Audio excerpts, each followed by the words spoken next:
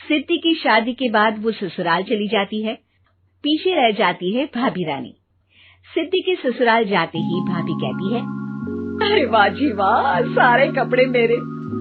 हाय रे पैंट, अरे वाह वाह, मजा आ जाएगा। अरे ये सिद्धि की अलमारी के सामने खड़े होकर क्या बड़बड़ा रही है? जाकर देख मेहमानों को विदाई की मिठाई मिली कि नहीं। अब हाँ माँ जी, क्यों नहीं, लेकिन पहले कपड़े तो बदल लूं। अब रानी आ जाती है सिद्धि के उन कपड़ों में जो वो ससुराल जाने से पहले घर छोड़ जाती है। अरे रानी, कुछ दिन रुक जाती। अरे ये तो सिद्धि बिटिया को मैंने ही दिया था, बड़ा ही फबता था उस पर, तुझ पर तो कुछ खास नहीं लग रहा। अब वो ना मेरे सारे कपड़े गीले थे तो सोचा पहन लूं। वैसे भी सिद्धि को कौन सा दिन पुराने आउटडेटेड कपड़ों को पहनना है। वैसे भी ये सूट तो मैंने तभी पहना था, वैसे खास है भी नहीं ये। हाँ ठीक है, लेकिन ना मेरी सिद्धि पर तो जमता था। सारे मेहमान चले जाते हैं और सिद्धि ससुराल से मायके पहली बार आती है। अपना घर, अपना कमरा, अपनी अलमारी। ये बोलकर जैसे ही सिद्धि अलमारी खोलती है तो सामने उसके कपड़ों की जगह कुछ और ही रखा होता है। माँ, ओ माँ, जरा कमरे में तो आना।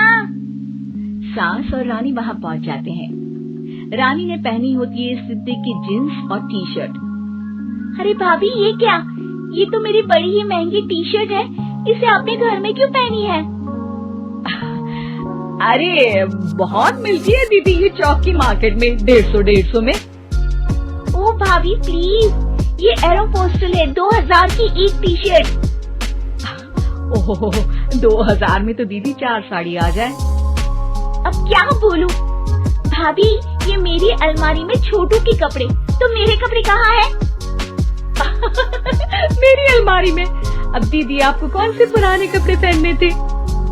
माना भाभी, लेकिन मैं जब घर आती तो यही सब पहनती ना। अरे तुम तो बड़ी कंजूस हो दीदी। खैर, वक्त आता है जब सिद्धि ससुराल के लिए रवाना हो रही होती है।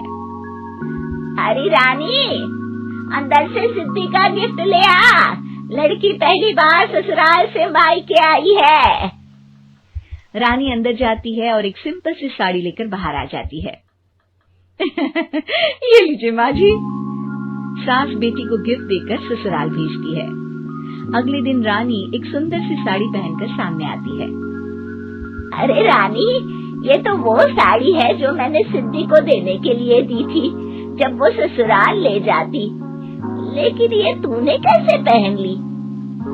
अरे माँ जी, ये साड़ी तो मुझे बहुत पहले से ही पसंद थी, लेकिन चिंता ना करिए, मैंने सिद्धि के लिए भी अच्छी सी साड़ी दी है। हाँ। तभी सिद्धि का फोन आता है। क्या माँ, कुछ अच्छा तो दिया होता ससुराल ले जाने के लिए। अरे पहले दिखा दिया होता। ये चमकते हुए पैकेट में नौकरानी वाली साड़ी मत दिया करो माँ। अरे बेटे, वो तेरी भाभी ने ना गलती से उससे पैकेट बदल गया। हाँ, मैं कल ही तेरे भाई के हाथ से तेरा वाला पैकेट भेज दूंगी। अरे रहने दो माँ, आई एम श्योर भाभी ने अभी वही साड़ी पहनी होगी जो तुमने मेरे लिए रखी थी। तुम तो समझ नहीं पाई उनको। खैर छोड़ो, मैं ज्यादा बोलती अच्छी नहीं लगती, रहने दो, आपको उन्हीं के साथ रहना है, फिर बात करेंगे। सास को रानी पर गुस्सा आ जाता है। वो उसके कमरे में जाती है जहाँ वो शादी का एल्बम देख रही होती है। रानी, मार्केट जाकर एक ऐसी ही साड़ी लेकर आ, कल प्रतीक जाकर सिद्धि के घर दे आएगा। अरे क्यों माँ जी, कितनी साड़ी देनी है दीदी को? यहाँ कोई सेल लगी है क्या? अरे चुप कर, मेरे बेटी के हिस्से की साड़ी खुद पहन ली, अब ज्यादा ज्ञान बांट रही है। एक दिन सिद्धि का फोन आता है। माँ, मेरी सास ने आप सबको खाने पर बुलाया है। सारे लोग सिद्धि के ससुराल पहुँचते हैं। खाना खाकर वो लोग निकल रहे होते हैं कि सिद्धि की सास सभी को गिफ्ट देती है। अरे बहन जी, बेटी के घर का खाना खा लिया, यही बहुत है जो आप ऊपर से गिफ्ट भी दे रही है। अरे बहन जी, आप भी कहाँ इन बातों पर विश्वास कर रही है। सास सभी को गिफ्ट देती है, लेकिन रानी को जो साड़ी देती है वो अजीब सी हरे रंग की लाल रंग की बड़ी छाप वाली होती है। अरे छी, ये कौन पहनेगा? सासू माँ को तो जरी वाली इतनी सुंदर और मेरे लिए ये नौकरानी वाली। अरे भाभी, दरअसल मैं जब भी घर आती थी आप वापसी में ऐसी ही साड़ी देती थी ना, तो माँ ने सोचा कि आपको आपकी पसंद की ही साड़ी क्यों ना दी जाए। बेचारी रानी, बोलती भी तो क्या। सिद्धि और सास रानी का चेहरा देखकर हंसने लगती है, तो रानी समझ जाती है कि अपने ही बिछाए जाल में वो फंस चुकी है।